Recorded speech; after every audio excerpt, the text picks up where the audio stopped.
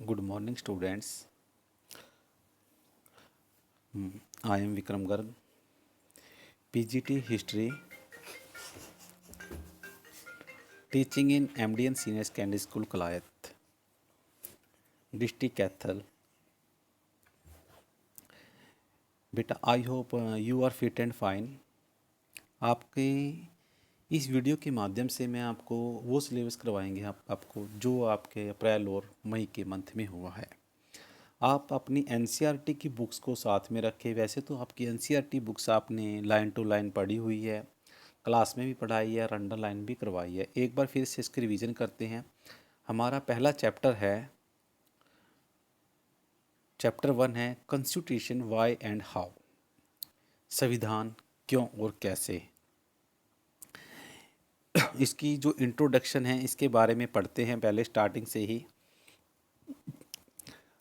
This book is about the working of the Indian constitutions. कहते हैं कि जो यह पुस्तक लिखी गई है, यह पुस्तक संविधान के बारे में लिखी गई है। आपको पता है कि जो ये कॉन्स्टिट्यूशन का चैप्टर है बड़ा ही इम्पोर्टेंट चैप्टर है बेटा। आपके लॉन्ग लाइफ यूपीएससी कोई भी एग्ज़ाम देंगे उससे रिलेटेड क्वेश्चन इससे आता है। In this chapter that follow you will read information about the various steps of the working of our the constitutions। उसने क्या कहा कि इन अध्यायों में हम संविधान की जितनी भी कार्य प्रणाली है उनके बहुत सारे पहलुओं के बारे में पढ़ेंगे और हमारे देश की सरकार की विभिन्न संस्थाएं और आपसी संबंधों के बारे में ज्ञान भी होगा। उसने क्या लिखा कि you will be learn about the various institution of the government in our country are their relationship with each other. कि हमारे देश की सरकार की विभिन्न संस्थाएं हैं, संबंध हैं, उनके बारे में भी हम पढ़ेंगे। But before you begin to read about elections, government and presidents and prime minister. उसने क्या कहा, इससे पहले आप चुनाव, सरकार, राष्ट्रपति और प्रधानमंत्री के बारे में पढ़ेंगे।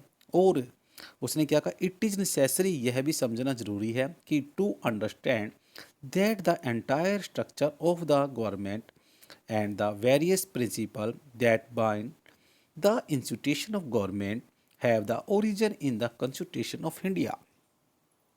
वो क्या कहना चाहता है कि हम इसमें सरकार, जो गवर्नमेंट है, प्रेसिडेंट है, प्राइम मिनिस्टर है, इसके बारे में पढ़ेंगे और इससे हम देखेंगे कि जो पूरी की पूरी गवर्नमेंट का स्ट्रक्चर है वो सरकार द्वारा कैसे नियंत्रित किया जाता है और भारत के संविधान की उसमें क्या रोल है। इसमें after studying the chapter you will learn, कहते हैं कि इस चैप्टर को पढ़ने के बाद आपको बहुत सारी बातों का ज्ञान होगा। राइट ए कॉन्स्टिट्यूशन मीन, सबसे पहले ये होगा कि संविधान किसे कहते हैं। What a constitution does to the society, संविधान समाज को क्या देता है। तीसरा क्या है, how constitution govern the allocation of power in society. अगला क्या है कि संविधान समाज की शक्ति को बंटवारा कैसे करता है और क्यों करता है। आगे क्या है,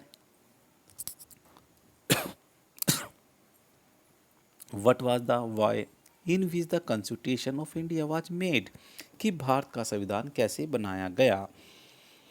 हमें इस चैप्टर में इन चीज़ों के बारे में पता लगेगा। सबसे पहले क्या था, कॉन्स्टिट्यूशन मीन्स, उसका अर्थ क्या है। कॉन्स्टिट्यूशन डज द सोसाइटी, समाज में संविधान क्या देता है। How constitution govern the location of power in the society, संविधान समाज में शक्ति का बंटवारा कैसे करता है। और why what was the way in which the constitution of India was made, कि भारत का संविधान कैसे बनाया गया। हम इसके बारे में पढ़ते हैं। सभी बच्चे अपनी एनसीईआरटी की बुक्स को ओपन कर लेंगे साथ के साथ। अगर कोई वर्ड का अर्थ ना पता लगे तो आप मैसेज बॉक्स में बता सकते हैं। आप देखिए उससे आगे क्या है, हमारा जो टॉपिक है, पहला टॉपिक शुरू होता है, why do we need a constitution, कि हमें संविधान की ज़रूरत क्यों पड़ी। हमें संविधान की ज़रूरत क्यों पड़ी या हमें संविधान की आवश्यकता क्यों पड़ी। इसने पहली लाइन में दिया है, व्हाट इज ए कॉन्स्टिट्यूशन, संविधान क्या है। व्हाट आर इट्स फंक्शन, समाज में और इसके क्या कार्य हैं। What role does it perform in society, और समाज में इसकी क्या भूमिका है। How does a constitution relate to our daily actions, हमारा जो डेली लाइफ है उसमें संविधान की का क्या क्या संबंध है। Answer this question is not difficult as you might think, इन प्रश्नों के उत्तर इतने मुश्किल है, वॉज नॉट डिफिकल्ट, कठिन नहीं है जितना आप समझते हैं। अब पढ़ते हैं, constitution allow the coordination and the assurance. Coordination, coordination का अर्थ क्या होता है बेटा, आपको बताया था क्लास में। यस क्लियर, तालमेल, वेरी गुड। संविधान क्या करता है, तालमेल बढ़ाता है।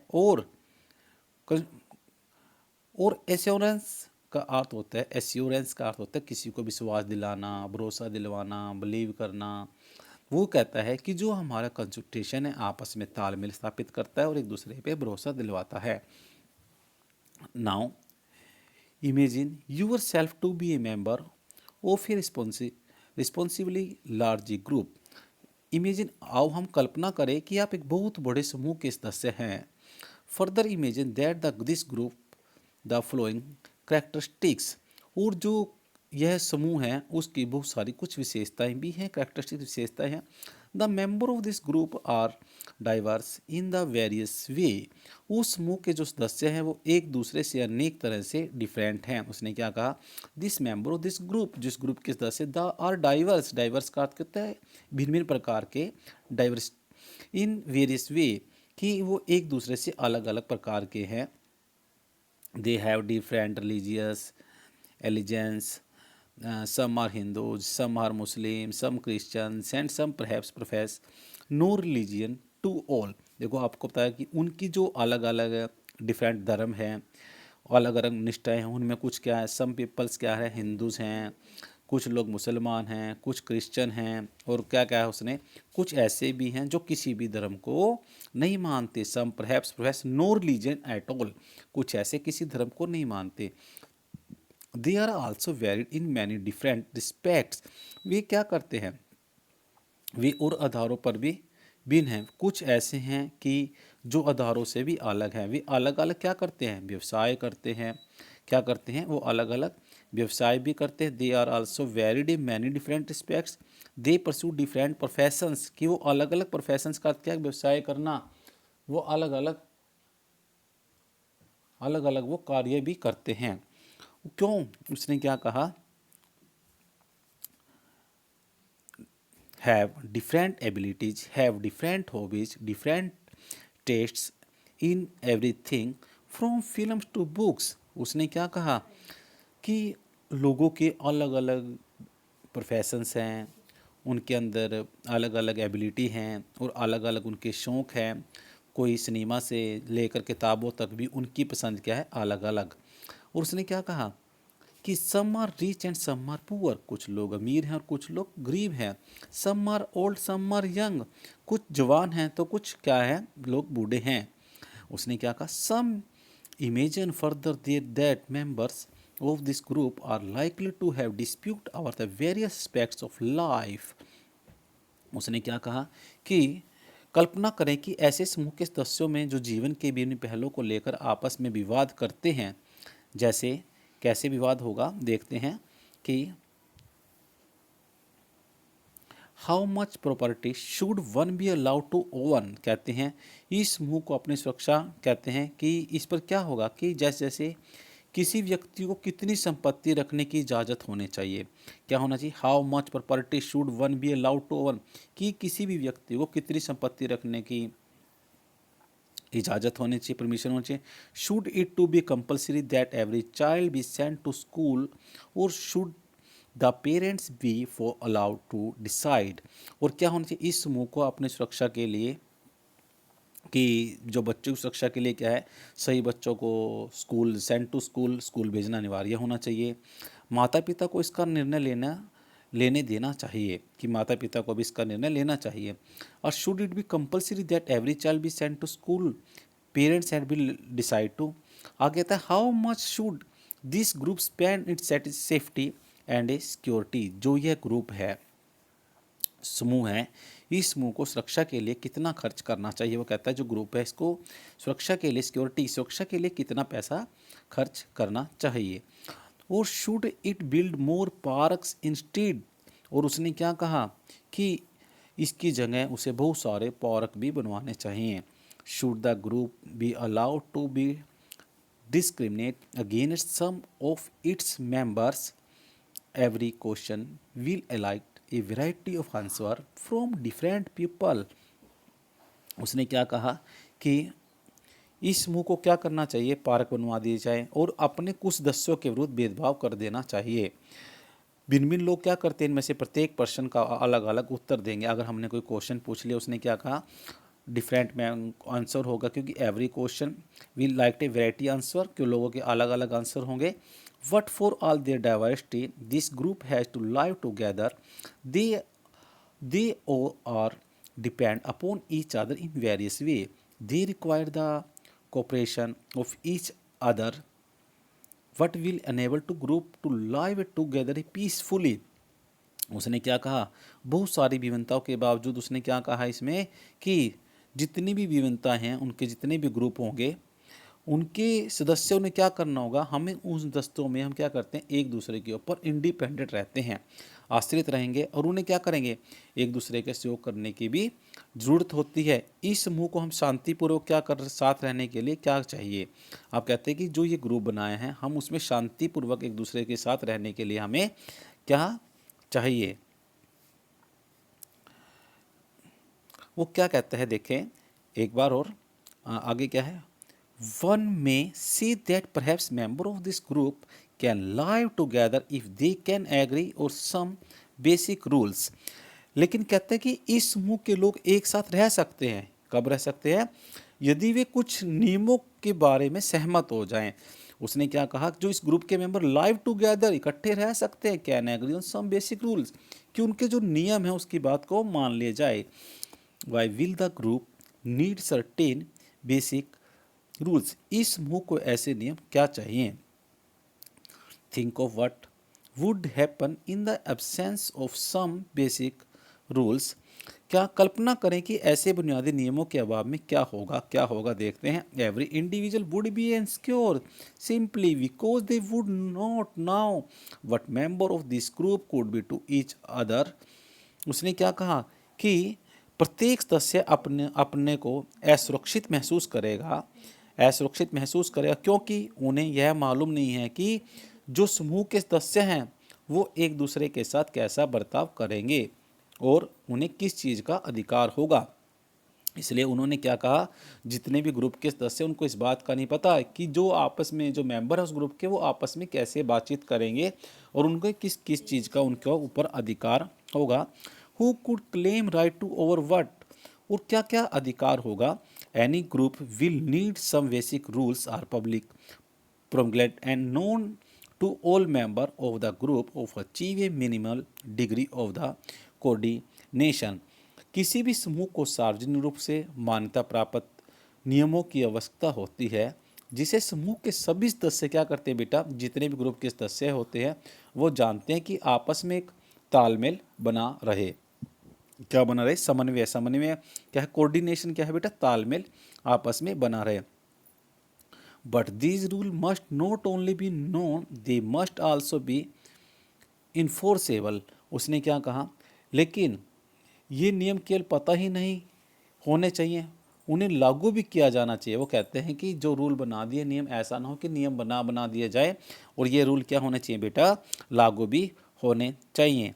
उसने क्या कहा, if citizens have no assurance that other will follow the rules, they will themselves have no reason to follow these rules। उसने क्या कहा कि यदि नागरिकों को यह विश्वास न हो कि दूसरे नागरिक भी उन नियमों का पालन करेंगे, तो उनके पास भी उन नियमों को पालन करने का कोई आधार नहीं होगा। उसने क्या कहा कि जो नागरिक है, सिटीजन से, अगर उनको यही बात का विश्वास नहीं है कि जो दूसरे लोग हैं, नागरिक हैं, वो इसका पालन करेंगे, अगर वो उसको पता लगे कि उसके पास उन नियमों का पालन करने का कोई अधिकार नहीं है, इसीलिए कहा जाता है, क्या कहा जाता है देखते हैं, सेइंग दैट, इसलिए कहा जाता है, saying that the rules are legal enforceable give assurance to everybody that others will follow this, for if they do not to do say they will be pushed. उसने क्या कहा कि लेकिन जब यह कहा जाता है कि उन नियमों को न्यायालय में लागू किया जाता है तो इससे सभी का विश्वास हो जाता है और लोग इन नियमों का क्या करेंगे, पालन भी करेंगे, क्योंकि ऐसा ना करने पर उन्हें दंड दिया जा सकता है। पनिष्ड का अर्थ क्या है, दंड देना। उसने क्या कहा, जब उनको पता लग जाए कि रूल रेगुलेशन किस में बने हैं, न्यायालय के कानून के द्वारा बने, तो सभी लोग उसका क्या करते हैं, रिस्पेक्ट करते हैं। अगर नहीं करेंगे तो उनको क्या दिया जाएगा, कठोर दंड दिया जाता है। इसलिए क्या कहा गया, the first function of a constitution is to provide a set of basic rules that allow for a minimum coordination amongst member of a society. क्या कहा गया, संविधान का पहला काम यह है कि वह जितने भी नियमों, बुनियादी नियम बनाए गए हैं, एक उसका ऐसा समूह ग्रुप बनाए और उपलब्ध कराए जिसे समाज के जितने भी मेंबर हैं उनको आपस में एक तालमेल हो जाए और कोऑर्डिनेशन, और आपस में कोऑर्डिनेशन भी हो जाए, और एश्योरेंस क्या क्या है कि आपस में विश्वास भी हो जाए, अर्थात उनका आपस में जो विश्वास है वो बना रहे। ठीक है बेटा, आपके 2 पेज हो गए हैं। कल अगला पार्ट में अगले पेज के बारे में पढ़ेंगे। आप एनसीईआरटी बुक्स को अपने पास में रखें। उस साथ में देखो, इसके ऊपर ही पहले पेज पर एक स्टैचू दिया गया है।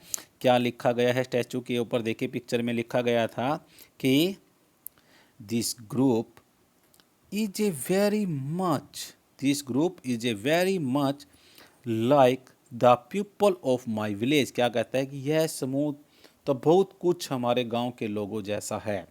और ये जो गर्ल्स बनी हुई है क्या कहती है, आप टाइटल में देखिए, yes this could be my colony as well, does the apply to your village और टाउन और कॉलोनी। उसने क्या कहा, हाँ यह तो हमारी कॉलोनी जैसा ही लगता है, क्या आप गांव, शहर या कॉलोनी में भी ऐसे ही समूह हैं। देखो उसने बात की, उसने भी आपस में, इससे क्या पता लगा कि आपस में कोऑर्डिनेशन भी है। उनको फील होने लगा कि हम आपस में क्या कर सकते हैं, तालमेल भी स्थापित कर सकते हैं। Thank you, have a good day.